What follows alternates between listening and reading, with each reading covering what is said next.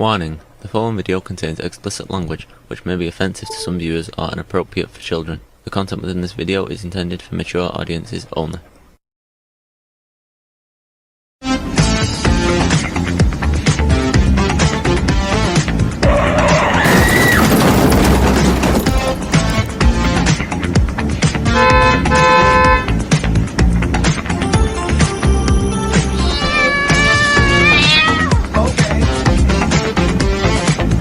Hey everybody, got a video here from the Humanist Report about Zoran Mamdani, and let's go and watch that. He's going to turn the prisons inside out, and he's going to turn Whole Foods into no foods. Trashing Trump, promising a bunch of free stuff, zero experience. Imagine a grocery store run by the city. It would be a hellhole. His views are far closer to communism than Clintonism. This guy makes AOC look like a moderate. He makes Eric Adams look like a conservative right-winger. Yes, can you hear me now? Hello? This is what the Democrat establishment's been trying to keep a lid on for decades, since Occupy Wall Street. The Democrats have gone so far left, they're socialists now. It's President Trump that's really in the middle looking at everybody and governing that way. Typical of Gen Xers, Mamdani has replaced thinking with feeling, and he won big among the young vote. He's not hiding what he's selling, but he does it in such a way, it's so slick and polished. It's like a teaser episode of Love Island. And of course, millennials get on board with this because they're sold something that Eric Adams has called snake oil. And it's much worse than that. This is the Bernie bro, Dave Hogg, AOC faction that's now going to run wild all over the place. And you're basically giving this, I guess he's a Muslim communist from another country, City Hall in the best city in the world. Zoran's a Muslim, and his views are staunchly anti-Israel. Not to mention his virulent anti-Zionism. And that's a very nice way of saying anti-Semitism. So unless rich New Yorkers band together, donate a lot of money, and create a groundswell for a viable alternative to Mamdani, another great American city is going to swirl down the drain. As you can see, Fox News is having a normal one after New York City Democrats nominated Zoran Mamdani to be their next mayor. And I love this idea that the only way to stop him is to have rich people band together to create a groundswell of support, as if they haven't already banded together to stop him in the first place. But it's comical to think that there'd be genuine grassroots support, I guess, for rich people among working class people. Like, what would the pitch be exactly? Hey, peasants, I know that you're struggling to pay rent, but if we don't come together to stop this Muslim communist, I'm not going to be able to buy myself another yacht if this Muslim communist raises my taxes by 2%.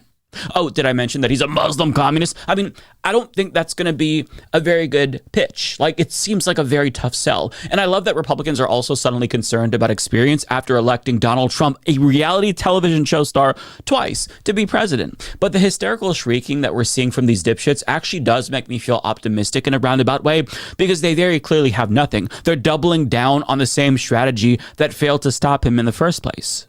Oh, well, did you know that he's anti-Zionist, which actually means he's an anti-Semite? I'm sorry, but that disingenuous line of bullshit just doesn't work anymore. Everyone knows that anti-Zionism isn't tantamount to anti-Semitism, because there's probably more Christian Zionists in the country than there are Jewish Zionists. And him criticizing Israel makes him look reasonable. It makes you look unreasonable to think that criticism of Israel is comparable to anti-Semitism. And Zoran Mamdani represents the base of the Democratic Party, who also thinks that our country shouldn't be funding Israel's genocide of the Palestinians. So needless to say, every single attack that they've lobbed at him thus far has fallen flat. But they think that if they just call him a communist more and loudly, that'll work at some point. In fact, that's what Trump did in his first tweet about Mamdani. He called him a 100% communist, and with no self-awareness whatsoever said that his voice is grating and he's not very smart. And then he compared him to members of Congress like AOC. Please don't do that. Don't compare him to one of the most popular political figures in the country. No, please stop, Trump. That'd be terrible. Listen, I'm not gonna lie. I'm disappointed by that response, because he didn't even come up with a nickname for Zoran. Like, you could have called him Kami Mamdani, and you didn't even take that opportunity to call him that. Like, it's just, He's lost the sauce, as some of the kids are saying nowadays. But, here's the reason why his attack falls flat. Because if everyone is a communist, then no one's a communist. Trump has called everyone a communist, including Joe Biden. Yes, he thinks Joseph Robinette Biden is a communist. So in calling anyone to his left a communist for so long, he's desensitized people to the point where that attack has no meaning. But I guess that if he says that Zoran is a 100% communist, then that's going to do it. Okay, Grandpa, let's get you to bed. But I don't think that these idiots understand that they're making communism look cool in ascribing that label to Zoran Mamdani. And they do this every single time. They're highlighting how he wants to build affordable housing and freeze the rent and expand LGBTQ plus rights. And Fox and Friends brought on Eric Adams to fearmonger about his more popular policies. And they essentially gave Zoran Mamdani free advertising. How can someone vote for this? He's a snake oil salesman. Mm-hmm. They are so fucking out of touch. How do you not vote for this? The city is so expensive, it's barely livable. Why is it surprising to you that people want their city to be more affordable? Not everyone has money printers that they can make go burr whenever they want to buy some shit. Now, on Hannity, they did the same thing, but while all of Mamdani's extremist policies were scrolling on the side of the screen, you'll hear Mamdani's Republican opponent, Curtis Sliwa, squawk at you about random bullshit that doesn't even make sense, but just listen. Well, just remember, the millennials now are the majority of the population. It's no longer the baby boomers. You have to have the ability to get millennials, which I have. As you know, Sean, I've recruited young people all over this country and all over the world to be guardian angels. And for 46 years, I've gotten them to voluntarily go out there, risk their lives, and take back the streets and the subways. I'm telling you, you go into the subway system tonight, you're taking your life into your hands. Reality check. If you don't have those policies, sir, you're not going to get the millennials. And I'm so sorry to have to do this to you all, but I have to show people what his head looks like without the beret, because my God, that is utterly horrifying. It's like seeing a turtle without its shell. I'd imagine that this is what Tim Pool's head looks like, but as bad as it looks, I'm sure that the smell is even worse, which I don't want to think about. I'm sorry. And I love how Raphael responded with the perfect picture. And I mean, it somehow really does look like a cupcake when you take off the wrapper. This is just so weird. My advice to these conservatives would be to let your head breathe once in a while, okay? But before I get too sidetracked by random bullshit, as you can see, Republicans across the country, they are still frothing at the mouth, shitting their pants over Zoran Mamdani's win. Fox News is reporting that New York Republicans are warning of an imminent disaster if he wins, as if we care about what they have to say at all. And then you also have Republicans now trying to pressure Trump to invoke the unconstitutional Communist Control Act of 1954 to illegally stop Zoran from winning, something that would get shot down in courts immediately if he tried. And you even have washed up has-beens like 50 Cent coming out of the woodwork to threaten to tattle on Mamdani, I guess, literally saying, quote, "I'm telling Trump," like a petulant fucking child. Hey, 50, when it comes to your wealth, all we really need is a little bit, not a lot, baby girl, just a little bit. I couldn't resist. I had to. Listen, I think you're going to be okay as 49 cents, but if you don't shut the fuck up, we will make it a quarter. So don't piss off millennials, Curtis, because without us, you are nothing. But as hysterical as some folks have been, my favorite response came from none other than Chris Cuomo, whose main critique is that Mamdani represents the left-wing version of MAGA, and he contends that this new movement forming on the left is every bit as hateful as the fascist right-wing movement that formed on the right. The Democratic Party is now officially in MAGA mode. We are now on both sides in a period of extremism. The same way MAGA played with the prejudices of white nationalism, you're seeing an identical dynamic on the left with prejudices like tacitly supporting extreme Islamism or targeting Jews. For the right, it's migrants. For the left, it's Jews. It's fundamentalist Christians dominating the right. It's fundamentalist Islamists making headway on the left. I know that doesn't sound like Democrats, but that party is dead. What it will be reborn as, we'll see. And this is not about Muslims, at least not for me. It's about extremism. Oh, so it's not about Muslims? Are you sure about that, Chris? Because you're implying that Zoran Mamdani is a jihadist because... Why? Because he doesn't support Israel dropping bombs on the heads of children in Palestine?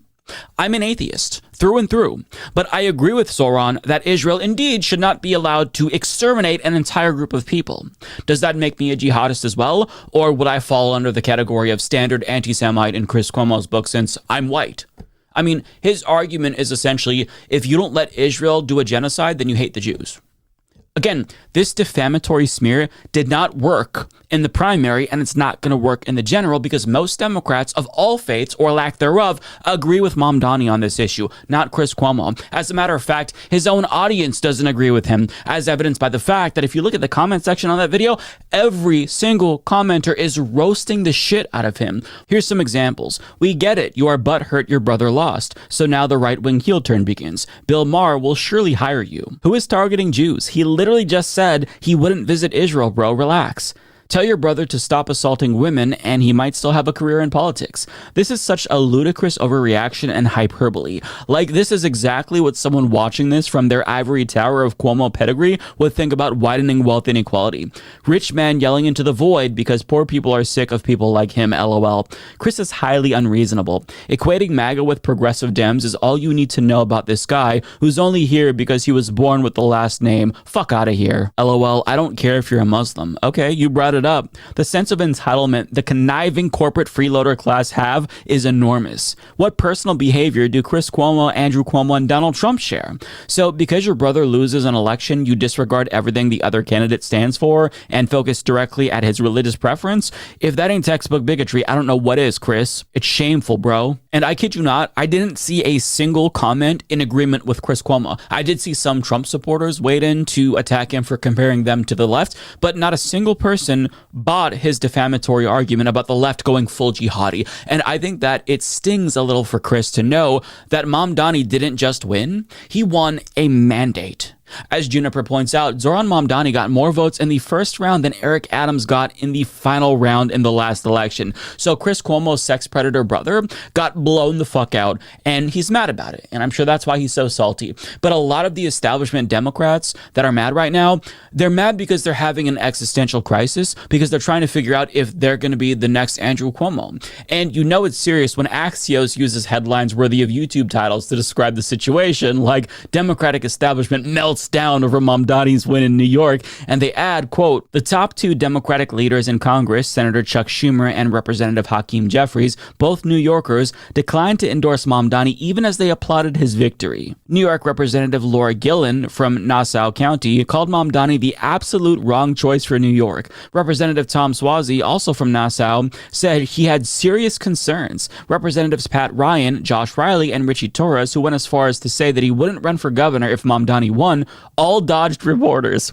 Representative Dan Golden, asked if he had any thoughts on the result, told Axios, not right now. Oh, they're so mad. Major Democratic donors who poured tens of millions into a super PAC for Cuomo were having private discussions Wednesday about whether to back an independent run by Cuomo in November's general election or rally behind unpopular incumbent Mayor Eric Adams, who's also running as an independent. But as David Hogg puts it, all of these Democrats need to vote blue no matter who. Exactly. I love how they're not even entertaining the option of just sucking it up and voting for Mamdani. They're just straight up not going to support him. But I want to echo what David Hogg said here. Now is the time for Democratic unity. It's time for all of us to come together in support of the Democratic nominee for the good of the country. I get that their preferred candidate didn't win, and that's sad, but speaking from experience, that's the way shit goes sometimes. So bend the knee, Chuck Schumer and Hakeem Jeffries, and vote blue no matter who, because now is the time to fall in line and support the Democratic Party's nominee. Part of the reason, though, why Democrats are so fearful right now is because lines have been drawn specifically by voters for once, and the fascist appeasing pro-genocide wing of the party, that has now officially blown up in their faces. And their brand has become so toxic to regular people that they question whether or not they're going to get Andrew Cuomo. You know, but they should really be thanking Mamdani because he breathed new life into the party that was dying. But instead, they're holding out hope that his victory was a one-off or that there's some way that they could rat fuck this election into getting Eric Adams as mayor or something. But I'm here to tell them that this was not a one to let them rat fuck this election as they have every other election. And Zoran himself made it clear that his victory absolutely represents a way forward for the party. I think It is part of a larger referendum on where our party goes. And I think one of the hopes that we had from the very beginning of this campaign was to move our political instinct from lecturing to listening. You know, at the national level, after the presidential election, we saw that New York was actually the state with the largest swing in the country towards Donald Trump, 11.5 points, and that swing took place far from the caricature of Trump voters, instead taking place in the hearts of immigrant New York City. And I went to those neighborhoods. I went to Fordham Road in the Bronx and Hillside Avenue in Queens, and I asked those New Yorkers, the vast majority of whom were Democrats, why they voted for Trump and what it would take to bring them back to the Democratic Party. And again, what I heard from them was cost of living, was an inability to afford the very things they recalled being able to purchase 4 years ago. And when they told me what it would take, they said again and again a relentless focus on an economic agenda. And ultimately, in listening to them, we built a campaign that was explicitly about making this city affordable. And I think too often in politics, there's a desire to impose what you think the debate is upon the people that you're seeking to represent, as opposed to listening to the very issues that are making it difficult for them to keep calling the city that they love the city that they live in. And he's exactly right. For far too long, the response from Democratic Party elites has always been, it's my way or the highway. If you don't like it, fuck off, fall in line. And they were able to impose their neoliberalism on the rest of us because they got the base to believe that they were the only ones capable of stopping Donald Trump. So they basically used Trump as a gun to our heads. And then after they weren't able to stop Donald Trump, now they're refusing to fight Donald Trump. And the base sees what's happening. They realize seemingly that they've been taken for a ride by these liars, and they're opting for something different. It's an all-out revolution within the party, and it's because people are done with the lesser of two evils, because this incrementalist bullshit has not stopped Donald Trump. We are demanding politicians that actually represent us, so elected Democrats, they can either get on board or get the fuck out of the way. But if they don't get on the bus, they're getting ran over by it.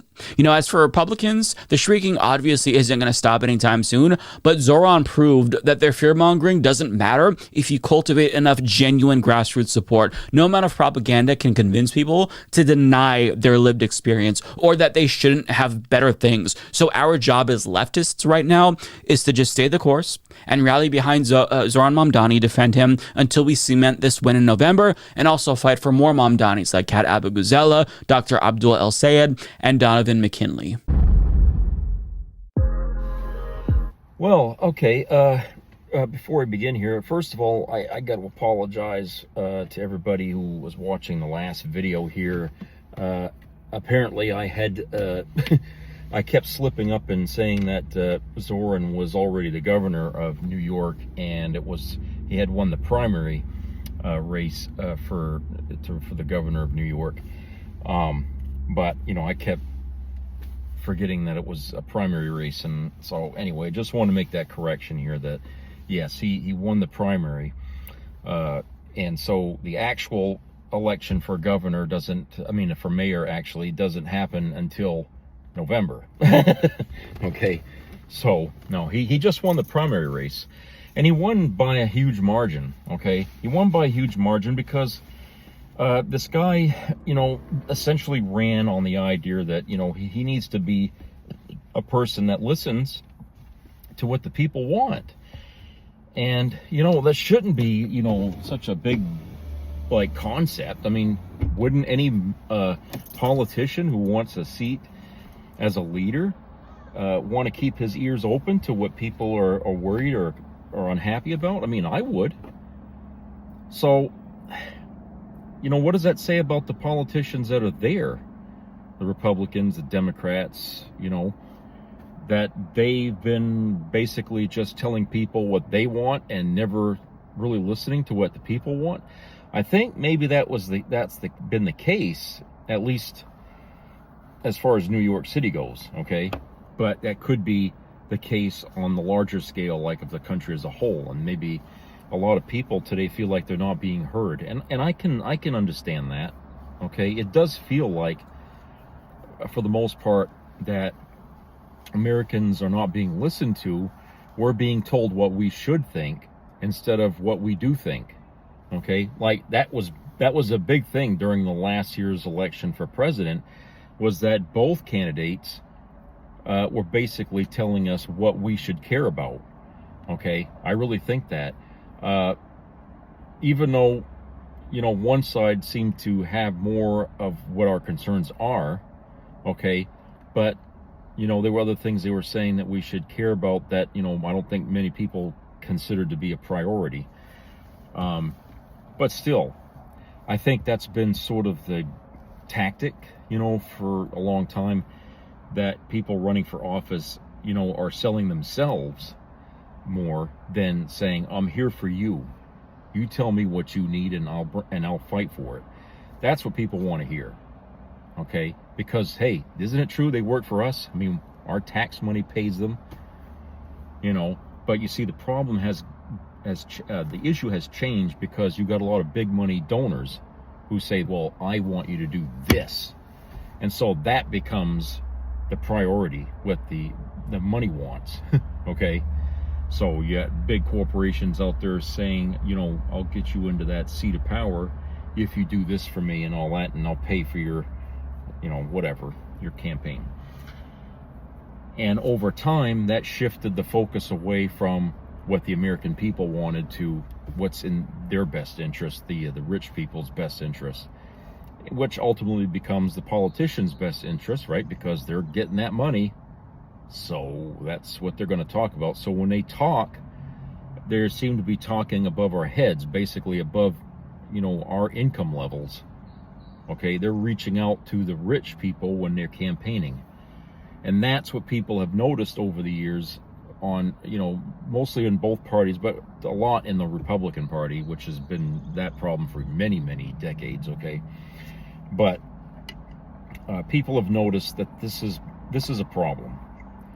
And even though initially some of these people will come out of the gate saying that they're for the people and stuff like that, eventually they start sounding like every other politician that comes down the pike when they get closer to their goal. And so we end up getting fed one thing and then finding out, that was just a bunch of lies and half-truths, and they weren't really going to do that in the first place. Now, Zoran, he seems to be, coming out of the gate with that attitude of, I'm here for the people and stuff like that. Only time will tell if he keeps to that, that practice. If he becomes mayor of New York City, will he keep with that, or will he become just another name in a list of mayors that have come and gone in that city that have, started off one way and ended up another? That's something we can't know, right? That's why it's important for us to vet these people when they're running. We have to really look at these folks and find out, are they trustworthy? Have they lied about things? Are they hiding stuff? And certainly right now, you're going to get all kinds of crap thrown at you from the right wing, Fox News, the other outlets that the Republicans have. They're going to spend all kinds of money and time trying to convince you that this guy is kin to the devil, okay? And because they're trying so hard to tarnish this man's image, it tells you something, doesn't it? It tells you that they are scared shitless of this guy becoming mayor. So then the next question is, well, why?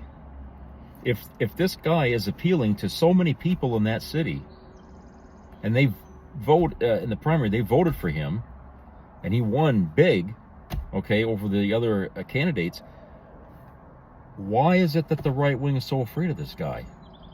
I mean, what's coming up next with the last name Mamdani. Okay, they're going to go after him. They're already calling him a communist, socialist, or whatever the hell they want to call him. Okay, the next thing they're going to say he's related to Al-Qaeda or something like that. Okay, these things are going to happen. But the question is regardless of what they say about him, ask yourself why. Why are they saying this about him? What are they so afraid of about this guy? What is he going to do that scares the shit out of the wealthy in that city?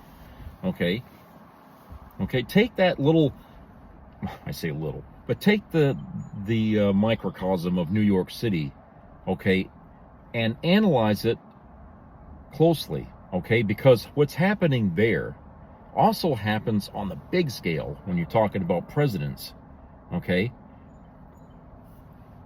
Just take a look at that and figure out, all the little elements are in there in a smaller scale, the same kind of elements you'll find on the bigger scale. But we can look at this closer and dissect it much better when it's just in a small area where this shit's happening, okay? So we can take New York City's mayor race, and we can say, you know what, there's a lot to learn here from this and how the Republicans are acting, okay? New York City is an important city, and the Republicans are out there saying that this guy's going to flush that city down the toilet, okay? Really? I find that hard to believe. New York City has had many bad mayors over the years, and it's still thriving, okay? It's expensive to live there. Yes, I would expect it to be expensive to live there because look at the fucking city. You think it's easy to run a city like that on a unless they can come up with a reason why it's so expensive, maybe there's some, scandals going on, things happening in the city that shouldn't be happening. I can't imagine living in that city would be cheap, or living in any city would be cheap. Think about Los Angeles. Okay, Chicago. These are all big cities, and it takes a lot of money to run them. Okay, now New York is unique because you got what, 7-8 million people living in it. I mean, that's not a small number. So, you have to factor in this thing that they're trying to make New York City sound like a very what can I say, singular thing, like it doesn't happen anywhere else in the country. Well, it does, okay? The state of Maine is an expensive state to live in. We're like one of the number 3 on the list of the most expensive states to live in this country, and I can't tell you why that is. Because we've got nothing in this fucking state, all right? All our cities are small by comparison to cities in other states. It's mostly woods. We got farmers up north, but they're not making no fucking money. The cities up north in Maine are dying. There's nothing going on up there.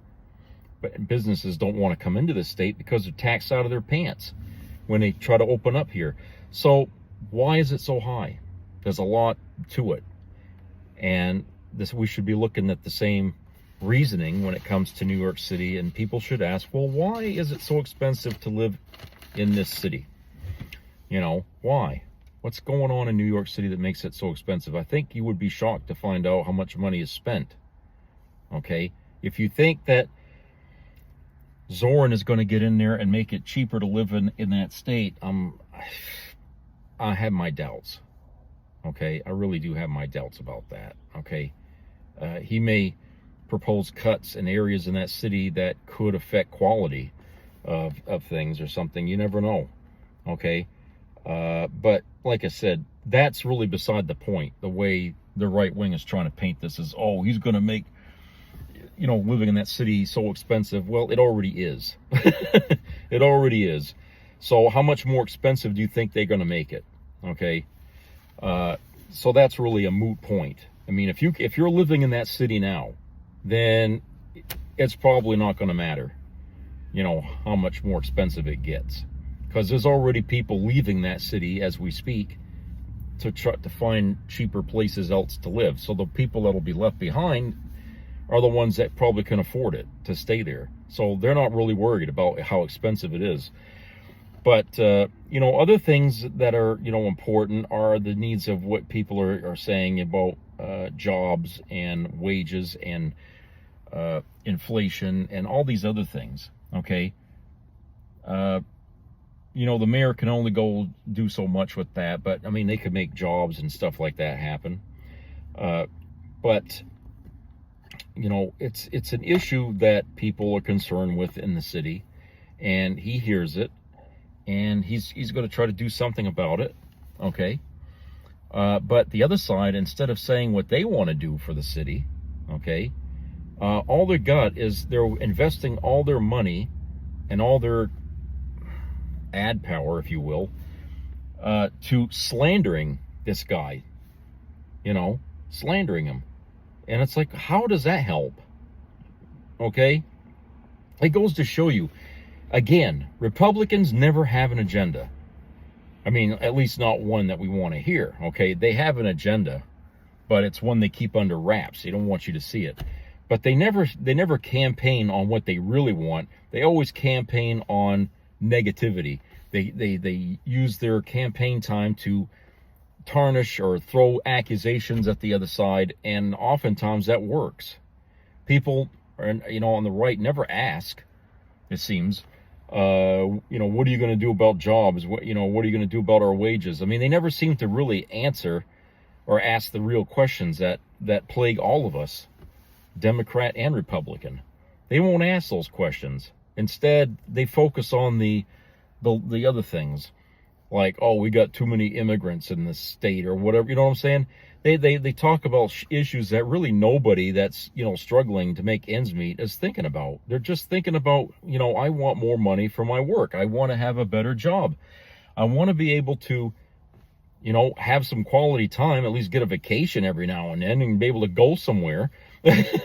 Okay, I want to be able to do these things and have a future where I can expect to, rise above where I'm at today. To buy a house, get a nice car, something like that. Republicans don't seem to really ask those kind of questions, which really is probably the most important things that people are concerned with. Especially, is this individual, going to be honest with us? Is he crooked or whatever? Again, Republicans won't ask. They won't say anything about that, and it's just, this is part of the reason why we have Trump as president right now, is the fact that the right wing would not fucking hold him to a high standard. They left him in the gutter, and he ran in the gutter, and that's where they want him. That tells you these people have no fucking principles. They don't have any scruples. They don't have any fucking ethics.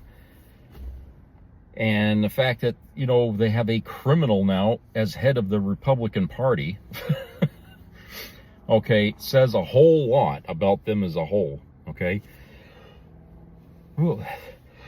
Oh, man, that sneeze was coming. Okay, so yeah, it tells you that these people, really, they live in the low areas of our minds. I mean, they really don't have a whole lot of ethics governing their actions, okay? And, what more do you need for evidence to show that these people really are not American?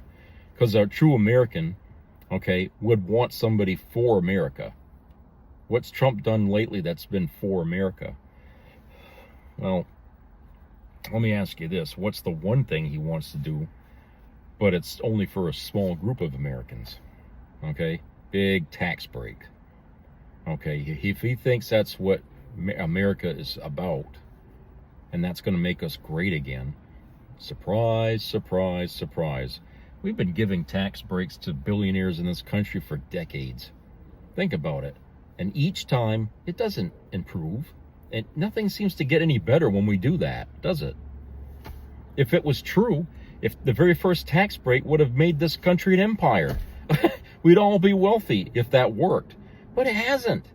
Think about where we were at the very beginning before we started making these tax cuts. And think about how the country was prospering at that point. Now look at us today. The rich are paying less in taxes than they ever have in history. And still, our country's suffering as a result. And all the wealth has gone straight to the top. So please, don't fucking try to sell me on the idea that making America great is going to be giving tax cuts to the wealthy. The idea that trickle-down economics is something that will work has already been proven it doesn't work, because when people get more money, they sit on it. They don't invest it, okay? Especially not to us. They keep it to themselves, and they use it for frivolous spending, okay? Think about that. Frivolous spending. And what do I mean by that? They take all that extra money they get, and they go buy yachts, they go buy homes in different countries, they go buy all kinds of things, right? That money could be spent, if they were going to really do this trickle-down economics, that money would be spent on making jobs you know, giving people benefits for the work they do. You know what I'm saying? And they'd still be wealthy enough to keep a lot of what they have already. You know, I feel like we're all being bamboozled here to think along those lines that, oh yeah, we got to give tax break, the big beautiful bill. Well, I think a lot of Americans right now don't even believe in that big beautiful bill is going to do a damn bit of good for the country. I really do believe that the percentage of Americans is touching 90%. That means a lot of Republicans don't believe that that fucking bill is going to do us any good. So, you know, maybe I'm just preaching to a big swath of choir out there by saying what I'm saying here. And that's good, because that means there's still a lot of brain power left in this country that cannot be duped. Okay? So I'm grateful for that we have a lot of people that are really, they can see through this shit. But unfortunately, these kind of bills get passed not by the consent of the majority of the country as a whole, the population. These things are decided by just a handful of people in Washington, D.C. And that's why it's so important for these folks to be listening to us instead of listening to themselves and the fucking wealthy people that manipulate them, okay? Because this is the minority leading the majority, and that's not a democracy, and it hasn't been like that for a long time, okay? A democracy isn't supposed to be run in that fashion. It's the majority rules, right? Majority opinion gets its way. And for a long time, it's been the opposite. And that's not fair. It's not fair to us. It's not fair to the system. And that's why we find ourselves today here. Okay? And so when a guy like Zoran Mamdani steps forward and he starts talking what it seems to be directly to the people, hey, it raises our hopes. It gets our attention. And we feel like, oh, you know, maybe this is the guy, you know, that we need, okay? But guard yourself, okay? I'm not trying to say don't vote for the guy. I'm just saying, guard yourself, vet the guy, listen to what he says, look at his background, okay? Do the fucking homework. Take this as an opportunity to learn how to correctly pick good people. Okay, let's put behind how we fucked up and got Trump as president. Let's learn from that mistake and apply it here on a small scale and say, okay, we shouldn't do this, we shouldn't do that. For God's sake, don't listen to Fox News and these other outfits. I mean, you already know where they stand. Okay, so if you just want to hear that, okay, then you're not really interested in doing the right thing. You just want to keep making the same mistake over and over again and expecting different results. Okay, but I ask you this time, don't listen to these people, because they have an agenda and they want you to vote for the other side. Okay, they don't want you to trust anything, but you need to decide for yourself whether the guy's trustworthy or not. Don't listen to them. Don't let somebody else make up your mind for you. You're an adult. You have a right to decide for yourself. So do the homework. You know, when get people to ask these folks questions. You know, pick his brain. Find out what he's about. Okay? He's in the position here of being the runner for the right, left wing. Okay? This is what you need. And when you got some Democrats who won't back up this guy, okay, take that as a sign that maybe, you know, he's not one of those party loyalists. Okay? Maybe that's a good sign right there. Okay? We certainly, as Democrats, we don't like people that follow the leader, even if it means following them off a cliff. We're not like that. And we shouldn't be like that. Not even now. So, you know, temper your judgment and your emotions here and try to look at this objectively. Okay, look at this guy, find out, you know, what he's all about. Okay? And at the end of the day, when it comes time to go and cast your vote, all right, then you'll feel better about who you're voting for, because you have a list, you know what he's about, what he's going to do, what he says he's going to do, what his promises are. Okay? He won't be one of those MAGA people who a microphone is put in their face and they ask, why did you vote for Trump? And they can't come up with an answer. Okay? That's embarrassing. When you boldly walk up to somebody to be asked a question about Trump and you're like, you know, and they can't seem to answer it. It's like, okay, so you showed up half asleep and voted for a guy because you were programmed to do it. Okay, that's really not good. Don't be one of those kind of voters. Okay, be somebody who knows what they want. Okay, that's what you got to do.